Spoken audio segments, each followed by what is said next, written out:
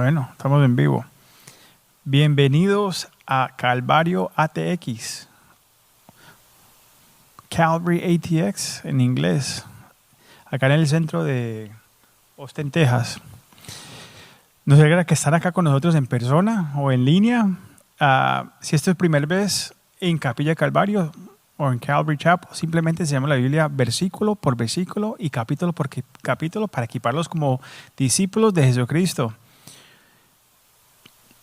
Si no conoce a Jesús, entonces nuestro deseo es que a través de la enseñanza de la palabra tengan un encuentro con Jesús, sean transformados, llenos del Espíritu Santo y tengan la paz de Dios el Padre. El título de nuestro mensaje esta tarde se llama 1 Corintios, capítulo 11, versículos 17 al 34. Sí, es que vamos versículo por versículo. Y el título del mensaje se llama Cuando la mesa revela al corazón. Pero antes de entrar a nuestro estudio, queremos repasar o pasar nuestra promesa de Dios, 199 promesas de Dios, y hoy estamos en la número 189, que viene a nosotros de Juan 15:10, que dice: si guardás mis mandamientos, permaneceréis en mi amor, así como yo he guardado los mandamientos de mi Padre y permanezco en su amor. Acá Jesús nos hace recordar que la obediencia no se trata de ganar su amor, sino vivir en él. Al caminar en obediencia, permanezcamos en una relación cercana con Cristo. Experimentamos el gozo, la paz y la seguridad que fluyen de permanecer en su amor. Oremos, por favor. Padre, te damos muchas gracias, Señor, por este día que nos has dado. Este día de comunión contigo, Señor. Padre, prepara nuestros corazones para examinar nuestros corazones antes de ti, Señor, antes de venir a tu mesa. Padre, queremos ser más como usted y menos como nosotros. Ayúdanos a crecer en ti por el poder de tu Espíritu Santo, caminar en obediencia a tus mandamientos, a tu palabra, a escuchar tu voz y caminar en ella diariamente. Te damos toda la gloria a ti, Señor. Amén y amén. Ok, al continuar nuestro estudio verso por verso en la primera carta de los Corintios, Pablo sigue desarrollando la conversación. La semana pasada vimos que a Dios le importa profundamente el orden en la iglesia. Un orden que honra a Cristo y protege la claridad del Evangelio. Ahora Pablo pasa del orden a la condición del corazón en la adoración. Y el lugar donde esa condición se revela es con mayor claridad en la mesa del Señor, en la comunión. Este pasaje no trata principalmente de pan o de copas. Se trata de la unidad, del amor y de cómo los creyentes se tratan unos a otros. Pablo le dice a la iglesia en Corintio que cuando se reúnan no era para bien sino para mal. Habían sugerido divisiones. Se habían formado grupos cerrados. Los cliques, los panas. Algunos estaban siendo ignorados y avergonzados. Y todo esto ocurriendo precisamente en el contexto de reflejar unidad. Estaba pasando en la iglesia. La comunión tiene la manera de sacar a la luz lo que realmente está pasando debajo de la superficial. No solo nos recuerda lo que hizo Jesús, revela cómo estamos viviendo a la luz en lo que Él hizo. Por eso, Pablo llama a la iglesia a detenerse, a examinarse y a sí misma y a tomar en serio la cena del Señor. No para alejar a las personas, sino para proteger a la iglesia y preservar el amor. Así que al recorrer 1 Corintios capítulo 11, versículos 17 al 34, veremos cómo la división daña el cuerpo, qué representa realmente la comunión y por qué el autoexamen es tan importante antes de acercarnos a la mesa del Señor. Amén. Por favor, leamos primero este pasaje juntos. Vamos a leer los primeros 6 versículos del 17 al 22 y luego veremos lo que Pablo está corrigiendo y por qué sigue siendo importante para nosotros hoy en día. Amén. Ok, empezando en el versículo 17 dice, pero al anunciaros esto que sigue, no os alabo porque no os congregáis para lo mejor, sino para lo peor. Pues en primer lugar, cuando os reunís como iglesia, oí que hay entre vosotros divisiones. Y en parte lo creo. Porque es precioso que entre vosotros haya disensiones para que se hagan manifestar entre vosotros los que son aprobados. Cuando pues os reunís vosotros, esto no es el comer la cena del Señor, porque al comer cada uno se adelanta a tomar su propia cena y uno tiene hambre y otro se emborracha. Ahí dice embriaga, pero esa palabra es de emborracharse. Pues ¿qué? ¿No tenés casas en que comías y bebías? ¿O menospreciás la iglesia del Dios y avergonzás a los que no tienen nada? ¿Qué os diré? Os alabaré. En esto no os alabo.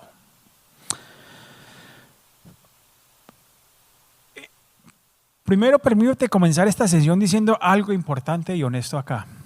Reunirnos como cristianos sin amor puede causar un daño real al cuerpo de Cristo y también a cada uno de nosotros en lo personal. Pablo lo deja muy claro. Por eso no solo importa que vengamos a la iglesia, sino cómo venimos.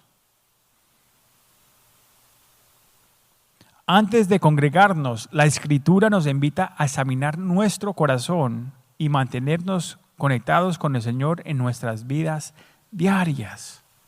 No solamente los domingos, no solamente por una horita.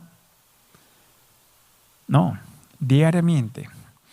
Y eso implica aprender a dejar a un lado las diferencias con otros creyentes. Implica considerar las necesidades de los demás. No solo las nuestras. Implica perdonar con rapidez en lugar de aferrarnos a rencores. Cuando el enojo o la falta de perdón permanece en el corazón, pueden colocarnos en una condición en la que reunirnos hace más daño que bien. La Biblia dice que si tienes rencor con tu hermano, deja tu regarlo ahí y primero pídanse en perdón. No traiga su regalo, no traiga su servicio, no traiga nada de esas cosas antes de que hayan resolvido ese problema.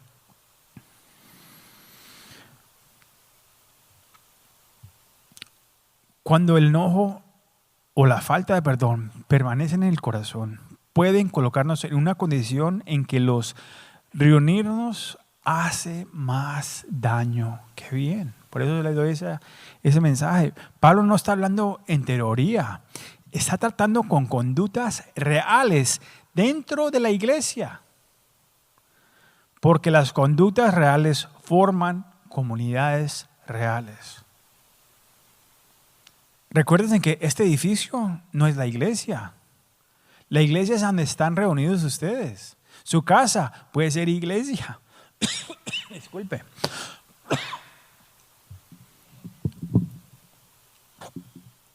Pablo comienza esta sección con una represión que marca todo lo que sigue. En el versículo 17, en lugar de elogiar a la iglesia, dice que no puede alabarlos. Al inicio de la carta, Pablo había afirmado a los corintios. Pero aquí, al tratar el tema de la cena del Señor, les dice que cuando se reúnan, no eran para bien, sino para mal. Sus reuniones no estaban fortaleciendo el cuerpo, los estaba dañando. Un gran parte del problema era la división. Pablo había oído hablar de ella y conocía su historia y su inmadurez espiritual. Y le resultaba creíble. En 1 Corintios capítulo 1, versículos 10 al 17, Pablo ya había abordado el tema de la división desde una perspectiva teológico. Pero acá, y en ese capítulo hizo una pregunta muy profunda. ¿Está dividido Cristo? Y esa pregunta expone el corazón del problema. El evangelio está diseñado para unir a los creyentes, no para fragmentarlos. Aquí en el capítulo 11, Pablo pasa de la teología a la práctica. Muestra cómo la división estaba afectando sus reuniones y debilitando su testimonio. ¿El testimonio de quién? De las personas, de la iglesia. Por eso es que los problemas se tienen que traer a la luz. No dejar que, dejar que eso pase. No, hay que confrontarlos. Porque hace daño a la iglesia, a la casa del Señor. Desde los primeros días de la iglesia, los creyentes se reunían para comer juntos, compartir la palabra del Señor, estudiar, estar en comunión, comían juntos. Esas comidas compartidas tenían como propósito fomentar la comunión y cuidar de aquellos que tenían menos. Muchas veces concluían con la cena del Señor, llevando la reunión a un momento sagrado.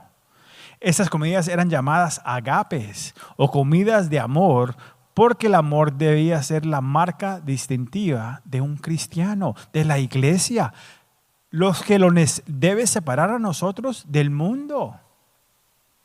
El amor que tengamos hacia Dios y con cada uno de nosotros, porque si no amamos a Dios o no los amamos a nosotros, ¿cómo vamos a amar al impío, al perdido, a la comunidad que no conoce a Dios? En el versículo 18, Pablo deja claro que reunirse no garantiza unidad.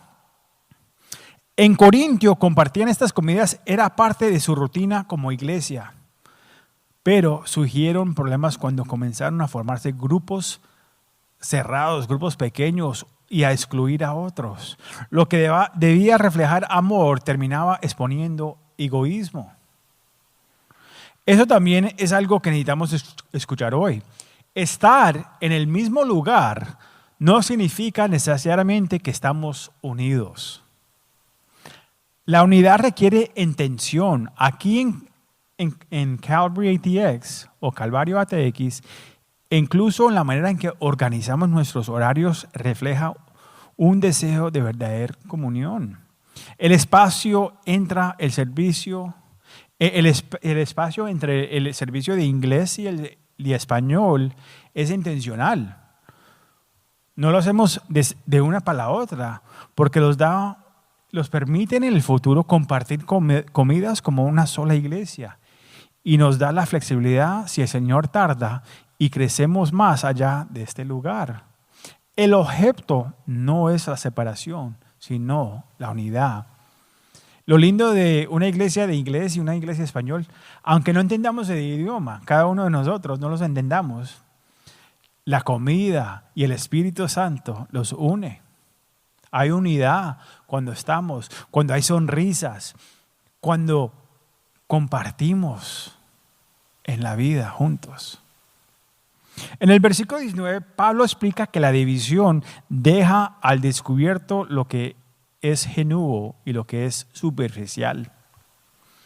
Los creyentes maduros se hacen evidentes porque se niegan a participar en la división.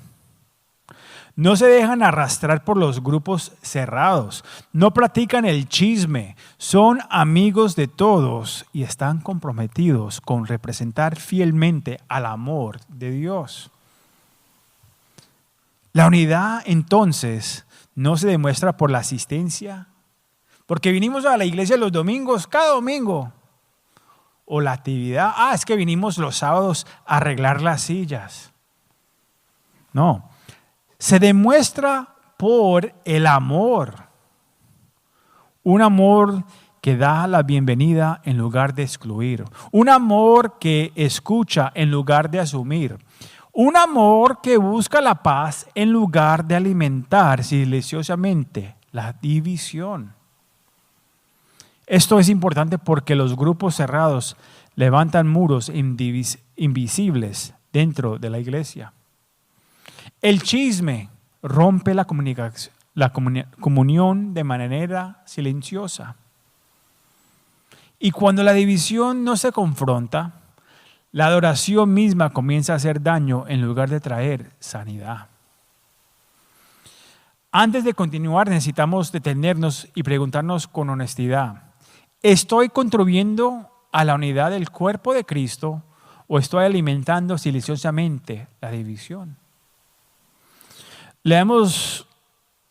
Recorremos el próximo versículo.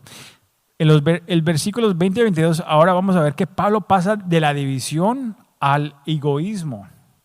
Y el cuadro que presenta es profundamente preocupante. Mire lo que dice en el versículo 20. Pablo dice que cuando se reunían, en realidad ya no estaban comiendo la cena del Señor.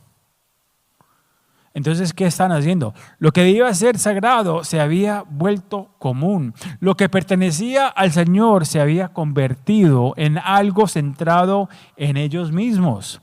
La mesa que debía proclamar a Cristo había pasado a ser su propia mesa. Muchos de estos creyentes pensaban que eran maduros, incluso avanzados en su vida espiritual. Pero Pablo los corrige mostrando que la madurez no se mide por lo que decimos, sino por cómo vivimos. Podían sonar espirituales, pero sus acciones dejaban al descubierto cuán inmaduros eran en realidad. Y ahora en el versículo 21, Pablo explica lo que estaba ocurriendo. Algunos comían se medía, mientras otros no tenían nada. Para algunos de los creyentes más pobres en Corintio, la reunión de la iglesia podía ser el único lugar donde comían una comida decente en toda la semana. Mientras tanto, creyentes con más recursos, más dinero, llegaban con abundancia y se les guardaba para sí mismos.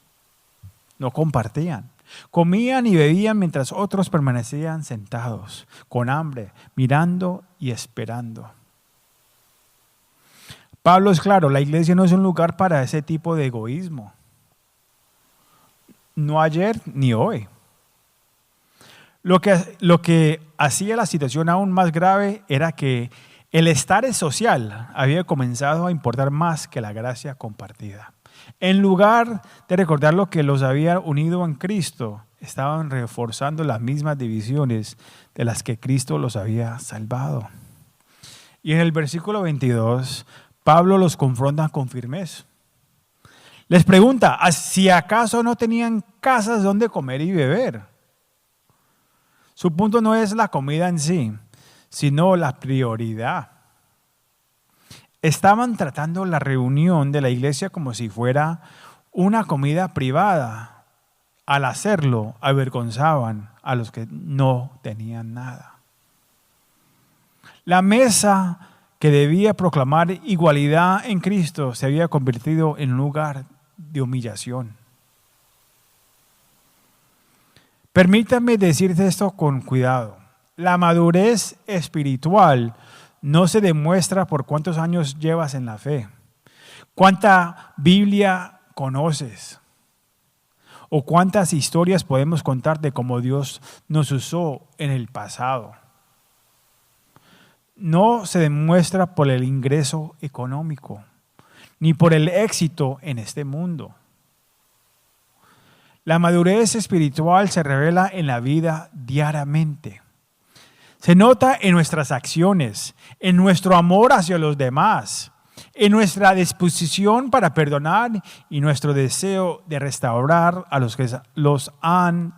que han sido heridos. Pablo deja algo completamente claro aquí. La madurez se demuestra por una sola cosa: el amor. A los creyentes con más recursos debe hablarles dolido el corazón al ver a otros que estaban en necesidad, teniendo sus dineros, sus comidas, sus carritos, sus casitas, y no compartían con los que tenían menos, con los otros creyentes en la misma iglesia. Si realmente hubieran sido maduros, así hubiera sido, pero no lo fue.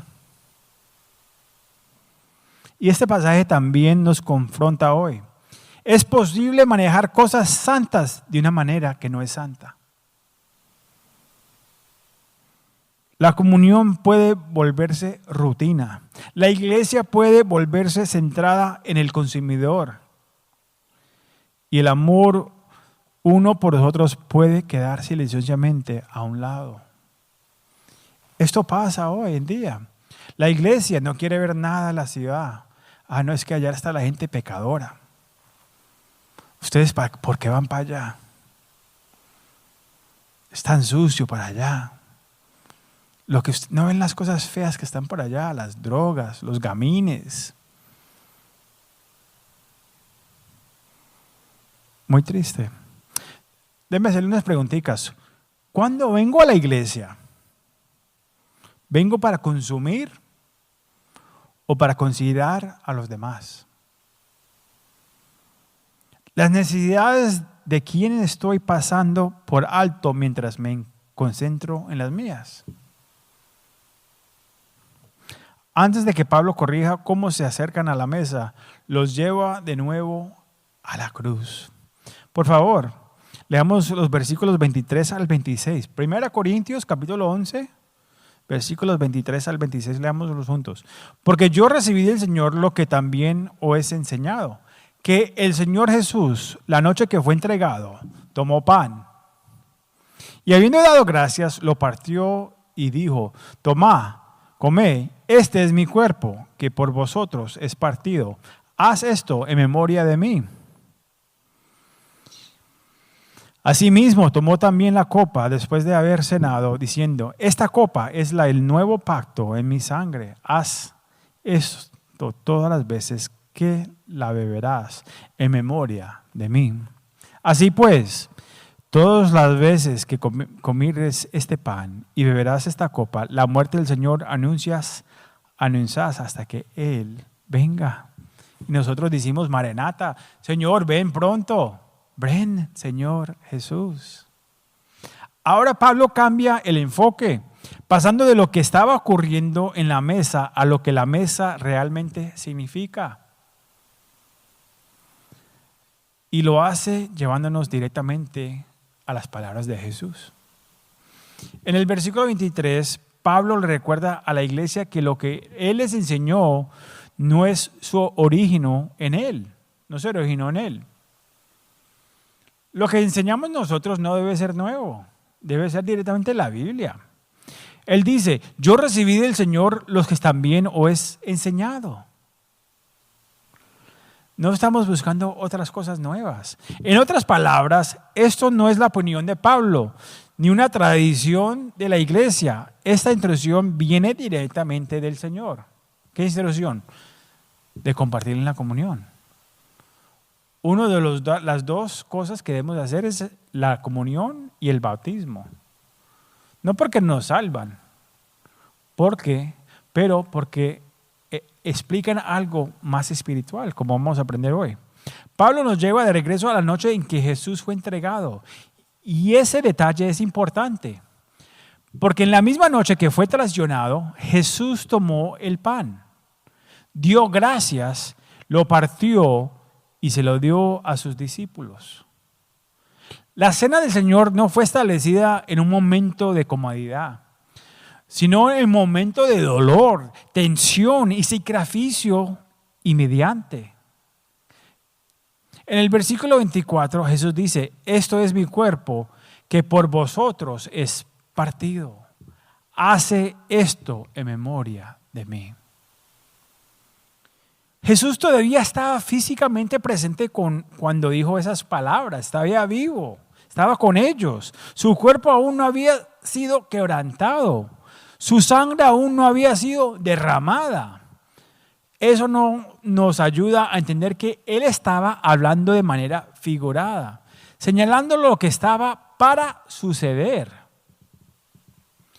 Existen creyentes sinceros, provenientes de distintos trasfondos, que entienden este pasaje de otra manera y creen que el pan y la copa se convierten literalmente en el cuerpo y la sangre de Cristo,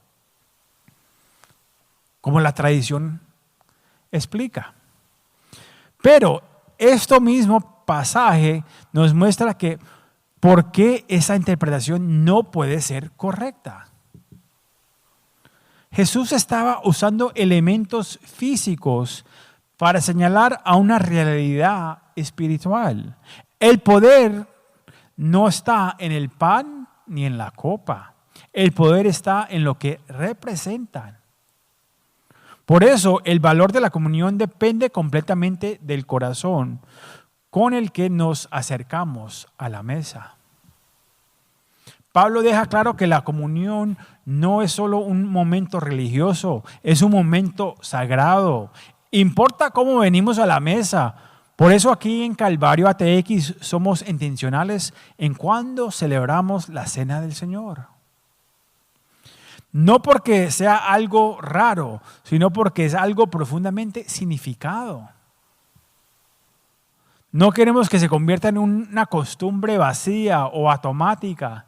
Es que hoy vamos a la iglesia y después de las palabras vamos a la comunión y de pronto me voy a confesar. No es una rutina que hacemos. La comunión está diseñada para detenernos, reenfocarnos y recordarnos el costo de la gracia. La gracia fue gratis para nosotros, pero no fue gratis para el Señor, le costó algo a Él. Nos acercamos a ella con reflexión, humildad y gratitud por lo que Jesús hizo por nosotros. Dios no es honrado por la actividad religiosa cuando el corazón está desconectado. Participar en el acto sin un deseo genuino de estar bien con Dios no produce ningún beneficio. La comunión tiene como propósito honrarla. Venimos como invitados a su casa, invitados de honor. Su cuerpo fue quebrantado para que el nuestro no lo fuera. Su vida fue entregada para que nosotros pudiéramos vivir. Y la palabra que Pablo usa para memoriar comunica la idea de una reflexión intencional. No se trata de un pensamiento pasajero, sino de un recuerdo profundo y un consciente, casi como un memorial anticipado. Recordar no es algo pasivo, requiere atención, gratitud y honestidad delante del Señor. En el versículo 25, Pablo nos recuerda que Jesús también tomó la copa después de la cena y dijo: esta copa es el nuevo pacto de mi sangre. Esa declaración ancla la comunión en el Evangelio. El nuevo pacto no fue establecido por medio de la ley ni del esfuerzo humano, sino por la sangre de Cristo. Cada vez que bebemos de la copa, recordemos que el perdón, la reconciliación y el acceso a Dios fueron comprados a un alto precio. Luego, en el versículo 26, Pablo une pasado y futuro. Dice que cada vez que comamos este pan y bebamos esta copa, anunciamos la muerte del Señor hasta que Él venga. La comunión no solo es para recordarnos, es una proclamación. Recordamos su muerte, no simplemente su vida. porque fue su muerte lo que pagó por nuestro pecado. Hay muchos que ven ven, Jesús era un buen maestro y se enfocan en su vida. Y hizo muchas cosas buenas en su vida. Hay gente que dice, no, yo refieren al Sermón del Monte. Pero ese mensaje era para cristianos. El mejor testimonio fue que murió y resucitó. Porque eso comprobó que pagó el precio y es Dios cuando resucitó. Todos los otros maestros son buen maestros, pero no eran Dios. Piénselo de esta manera personal. Él murió por usted, por mí, por usted. De manera intencional, voluntaria, fue su muerte lo que rasgó el velo del templo, desde arriba hacia abajo. Fue su muerte lo que derribó la pared que separaba a personas pecadores de un Dios santo. Recuérdense que Dios es santo. Gracias a su muerte, personas comunes como nosotros, como usted y yo, podemos hablar con Dios y ser escuchados. No por un papa, no por un cura. Usted tiene acceso directamente.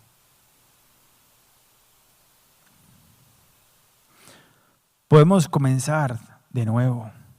Podemos vivir con la seguridad de la vida eterna con Jesús.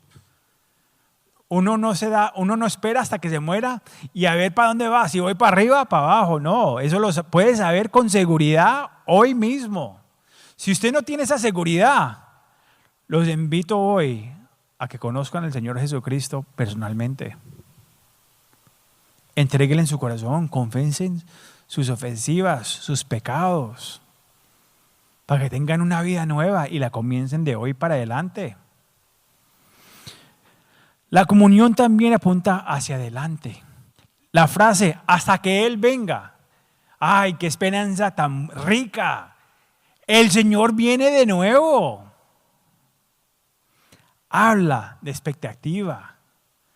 Recuérdense en el primer capítulo 1 de 1 Corintios, si los corintios habían hecho una cosa buena, aunque habían divisiones, habían dañado los regalos del Espíritu Santo, como muchas iglesias hoy en día, emociones, carismáticos, tal y tal.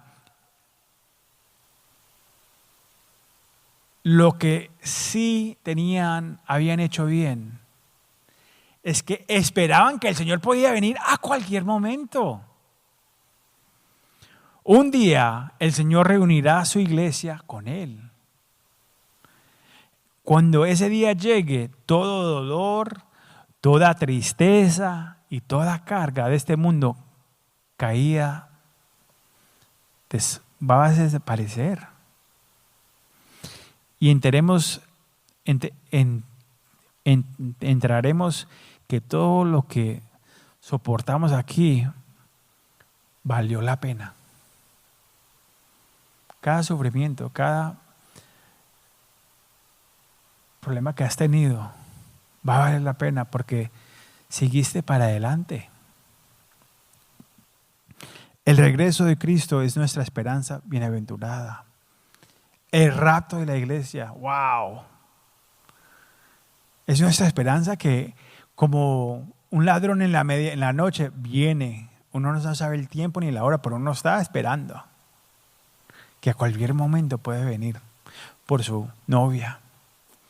Él es el novio y la iglesia es su novia. Él viene por ella.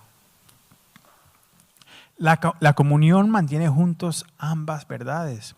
Recordamos lo que ya hizo. Gracias te damos, Señor. Y esperamos lo que Él aún hará. Y cuando recordamos verdaderamente su cuerpo quebrantado, eso transforma la manera que tratamos su cuerpo hoy. ¿Quién es su cuerpo? ¿Quién es el cuerpo de Cristo? La iglesia. La iglesia universal. La iglesia con nuestros católicos, nuestros bautistas, carismáticos, pentecostales, ortodoxos. La iglesia es una iglesia y estamos tan divididos. De una manera por razones bien. Y por eso es que tenemos que regresar a los fundamentos de la palabra. Estar en la palabra, enseñar la palabra, ser guiados por el Espíritu Santo, estar en comunión, estar unidos y compartir en la cena del Señor. Es muy básico los fundamentos de la iglesia. No importa de la música, de las maquinitas, de los libros. El único libro que importa es la palabra del Señor. No los músicos, no, esas cosas son bonitas, pero no es fundamentos. Cuando levantamos todas esas cosas encima de los fundamentos, estamos creyendo una iglesia en arena, no en la roca.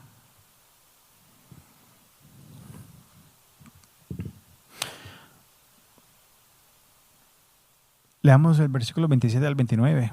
Estamos más adelantados que el servicio español, de inglés digo. De manera que cualquiera que comiera este pan o bebiera esta copa del Señor, indignamente será culpable del cuerpo y la sangre del Señor. Por tanto, pruébense cada uno a sí mismo y como así del pan y beba de la copa. Porque el que come y bebe de esta copita, ahorita vamos a tomar la comunión, pero ojo, ponga pisto de antes de comer y antes de tomar, lo que vamos a leer ahorita.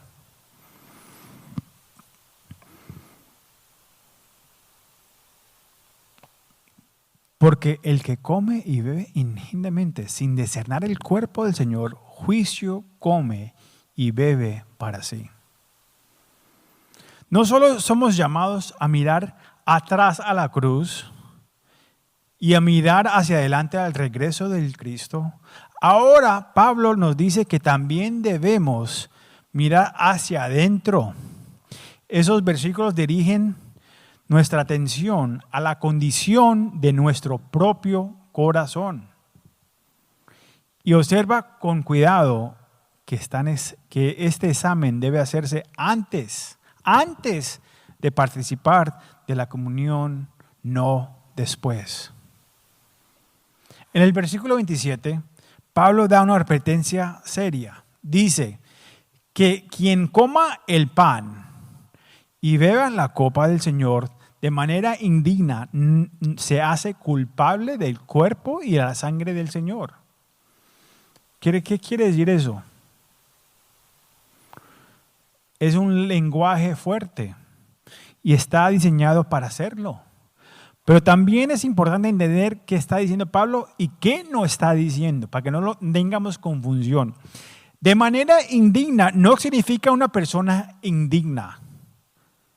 Si la dignidad personal fuera el requisito, nadie podría acercarse jamás a la mesa.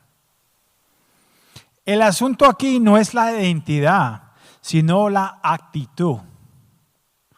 Pablo no está diciendo que los pecadores quebrantados se mantengan alejados. Eso no es lo que está diciendo. Está llamando a creyentes descuidados a detenerse, reflexionar y reaccionar con sensatez. Eso queda claro en el versículo 28, donde Pablo dice, por tanto, pruébese cada uno a sí mismo y coma así del pan y beba de la copa. Observe que el objeto no es la exclusión. El objeto es la restauración. Pablo no dice, examínate y no participes. Dice, examínate y entonces come y bebe. Nosotros queremos comer y beber y no examinarlos. Porque creemos que el hecho, el acto de de comer el pan y tomar el vino, ya hemos hecho lo religioso. No, la palabra dice, examínate primero. Seas honesto con usted mismo y con el Señor antes de comer.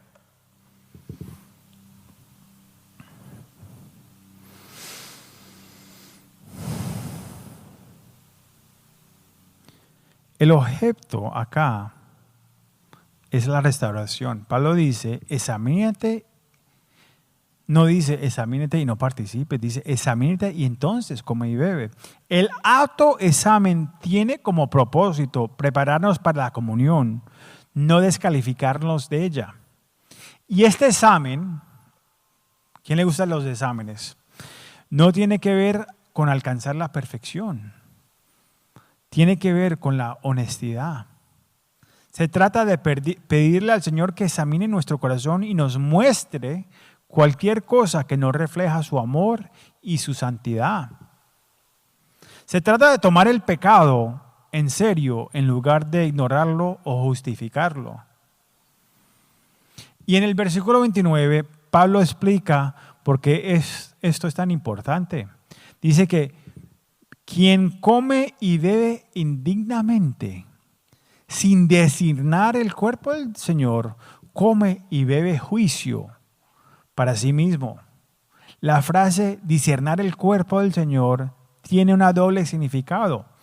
Por un lado, implica reconocer lo que representa el pan y la copa, el cuerpo de Cristo quebrantado por nosotros. Pero también implica reconocer el cuerpo de Cristo hoy, que es la iglesia. En Corintio las personas trataban la mesa como algo común y los demás creyentes como desechables. No entendieron que la manera en que trataban a sus hermanos y hermanas importaban profundamente a Dios. Honrar a Cristo en la mesa mientras se despreciaba a su cuerpo era una contradicción. Y esa misma tensión sigue existiendo hoy. No podemos separar nuestra relación con Cristo de nuestra relación con su pueblo. La comunión deja al descubierto si realmente entendemos ambas cosas.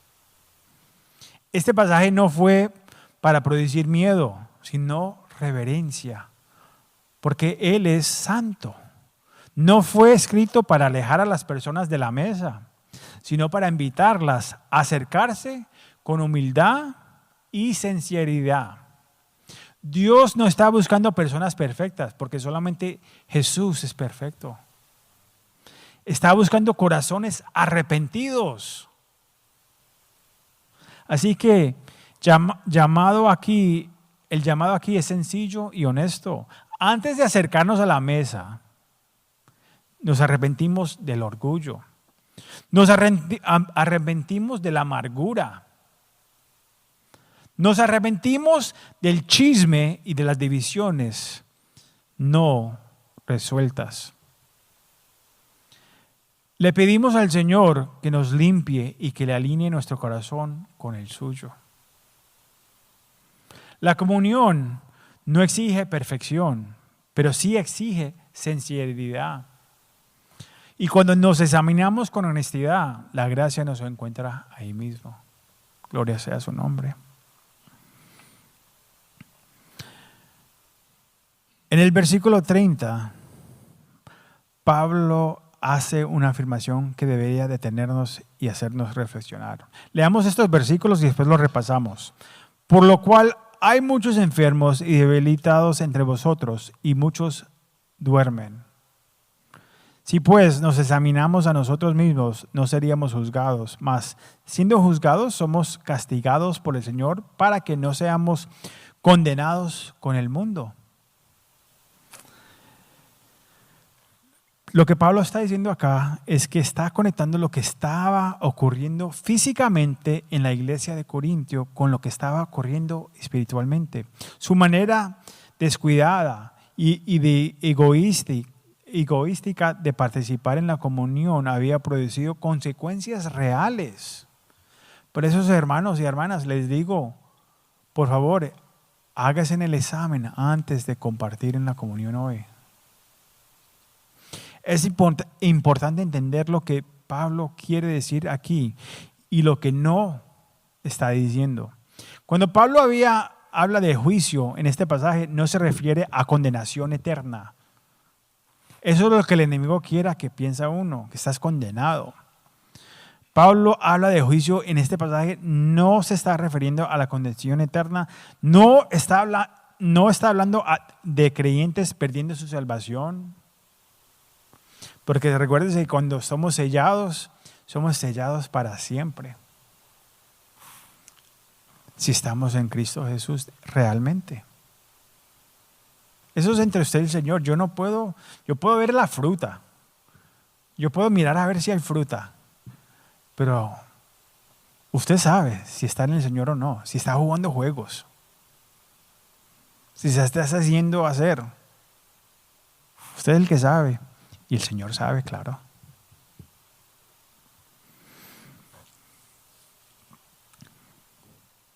No aparece el artículo definido acá. No es el juicio final. Dice que te estás juzgando. Hay un juicio. Se trata de un juicio correctivo, de la disciplina amorosa de Dios hacia sus hijos, como un padre disciplina a sus hijos. La Biblia dice que el padre que no disciplina a sus hijos no los ama. Dios disciplina a los que ama y un padre también. Y en algunos casos esa disciplina tiene como propósito despertarnos cuando una corrección más suave ha sido ignorada. La corrección de un padre empieza, hijo, no hagas eso, te vas a caer, te vas a porrear, eso te va a hacer daño. Y después viene y sigue, y después viene la pela para corregir. Es bueno. Es bueno. Dios trae la pela porque te ama. En Corintio algunos creyentes persistieron en tratar las cosas santas con ligereza y trataron mala a otras creyentes. Dios intervino, no para destruirlos, sino para detener el daño y llamarlos de nuevo a Él. Pablo reconoce que en algunos casos esa disciplina fuera seria, severa. Algunos estaban debilitados, otros estaban enfermos y algunos incluso habían muerto. Y eso es serio. Y debe tomarse en serio. Nosotros debemos tomarlo en serio, esas cosas. Pero no nos dice esto para producir miedo ni para fomentar especulación. Porque empiezan los chismes. Ah, no. Ese está enfermo porque es un pecador. Ah, no, es que no puede tener niños porque tuvo que haber un pecado en su vida. Porque el otro usa el chisme. La Escritura nunca nos invita a observar el sufrimiento o la muerte de alguien y asignarle una causa espiritual. De hecho, la advertencia de Pablo debe producir lo contrario. Debe llevarnos a examinarnos a nosotros mismos, no a juzgar a otros. Las palabras son para nosotros, no para tu vecino. Primera de Juan 5:16 también reconoce que existen pecados o patrones persistentes de pecado que pueden conducir a la muerte física. La Biblia afirma esa realidad sin explicar todos los detalles. Nosotros no somos Dios, no vamos a saber. No diagnosticamos la disciplina de Dios en la vida de otros. No especulamos, no juzgamos. La pregunta que Pablo quiere que nos hagamos no es ¿quién está siendo juzgado? No, esa no es la pregunta. Esa es la pregunta que queremos hacer. Pero esa no es la pregunta. La pregunta es ¿cómo evito yo caminar por ese camino para no recibir la pela? Pablo responde a eso en el versículo 31. Dice, si pues nos examinamos a nosotros mismos, no seremos juzgados. En otras palabras, Dios nos invita a tratar honestamente con nuestro propio corazón antes de que Él tenga que intervenir. El acto de examen es un acto de sabiduría, de humildad y de gracia. Cuando nos examinamos a nosotros mismos, no nos estamos condenando, estamos de acuerdo con Dios. Estamos confesando el pecado, apardonándonos de Él y restaurando la comunión con Él. Dios no está buscando oportunidades para castigarte a su pueblo. Está buscando corazones dispuestos a responder a Él. Y en el versículo 32, Pablo deja claro el propósito de la disciplina de Dios. Mas siendo juzgados, somos castigados por el Señor para que no seamos condenados con el mundo. La disciplina no es rechazo, es protección. Dios corrige a sus hijos para que no participen del juicio que corresponde al mundo. Usted no tiene que ir al infierno. Usted no tiene que recibir el castigo. Tiene que pedirle perdón al Señor. Arrepéntase si no conoce al Señor. Si es un cristiano y se ha descarrilado, hoy es el día de alinearse de nuevo con el Señor. Y esa distinción es muy importante, especialmente para quienes son nuevos a la fe. La disciplina de Dios nunca tiene con fin la destrucción. Ese no es Dios no tiene orgullo en destruir tu vida.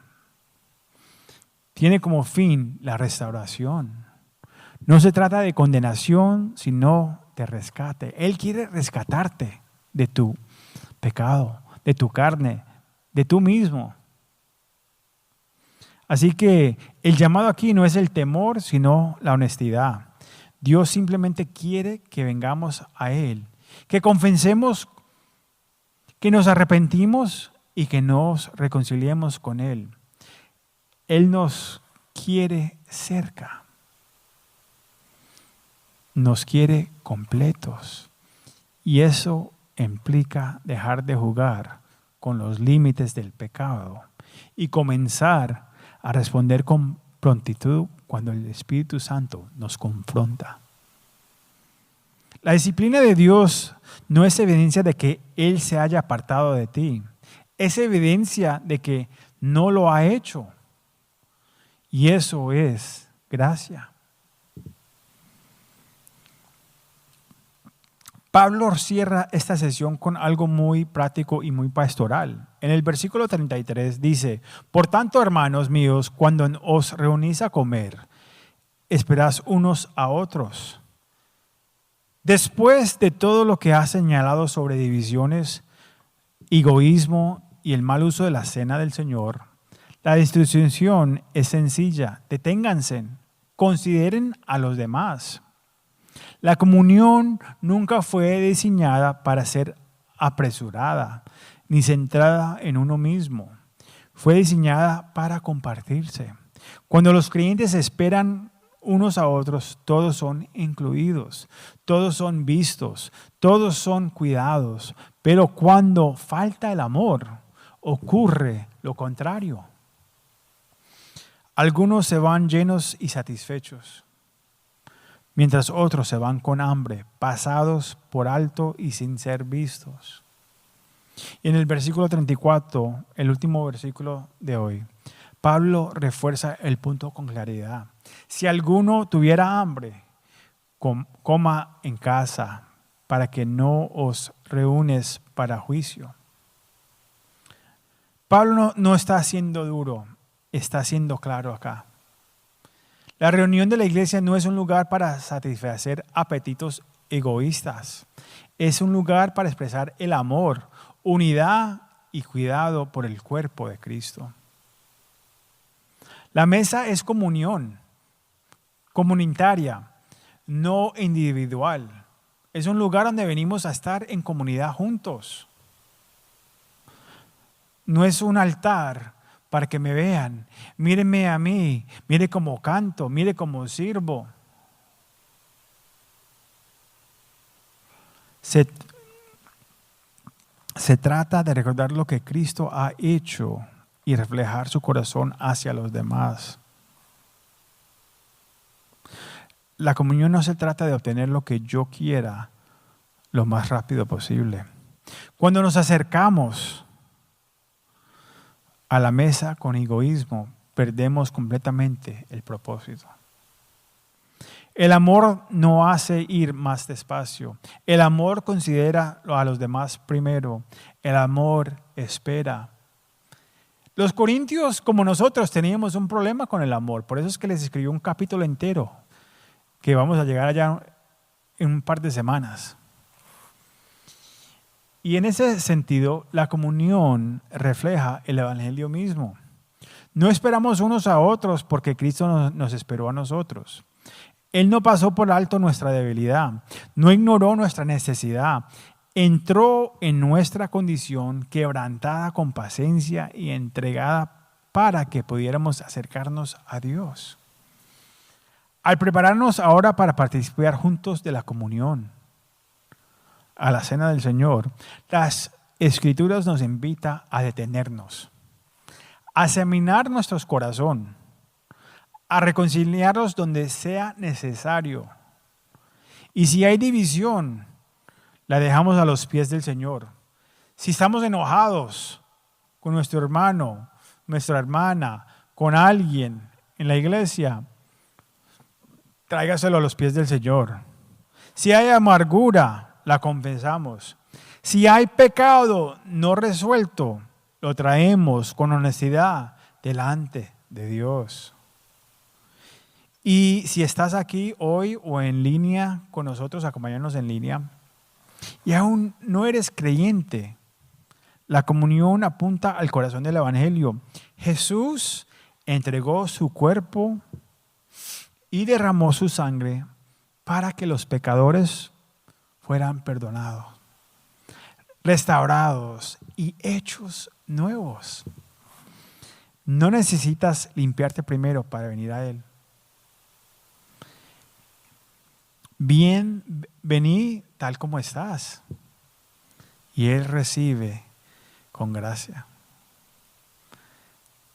Tomemos ahora un momento para orar, reflexionar y preparar nuestro corazón mientras nos acercamos juntos a la mesa del Señor. Voy a orar para terminar nuestro servicio en línea y después vamos a tocar una canción para preparar nuestros corazones antes de recibir la comunión. Usen este tiempo, por favor, para ser honestamente con el Señor. No juguemos juegos. No tienes que compartir de la copa si no estás preparado para hablarle directamente al Señor. Pero si estás preparado, este es el momento ahora. Estos próximos 5 o 6 minutos es el tiempo para examinarte y venir honestamente antes del Señor. Oremos. Padre, te damos muchas gracias, Señor, por este día. Gracias te damos, Señor, que podemos recordar la mesa. Podemos recordar el sacrificio. Gracias te damos, Señor, porque muriste por nosotros. Viniste voluntariamente a pagar el precio que no merecías. Pero sabías que nosotros no podíamos pagar el precio por nuestros pecados. Y tú lo pagaste. Y te damos muchas gracias, Señor. Te damos gracias que resucitaste entre los muertos. Y gloria a Dios, vienes de nuevo. Te damos la gloria a ti, Señor. Bendito sea tu nombre. Gracias te damos, Señor. Ven, Señor Jesús, acá te esperamos. Pero mientras que te esperemos, Padre, que estemos en obediencia a caminar de tu manera, de tu imagen, que nuestro corazón sea quebrantado por las cosas que te quebrantan a ti, Señor. Ayúdanos a ser una luz en un mundo muy oscuro. Padre, llénalos con tu Espíritu Santo. Ayúdanos a caminar en el poder del Espíritu Santo. Amor. Amar a Dios, amar a mi vecino, amar a nuestra comunidad y servirla. Padre, aquí estamos para servirte a ti y a tu pueblo. Que la gloria sea toda tuya, Señor. Amén y amén.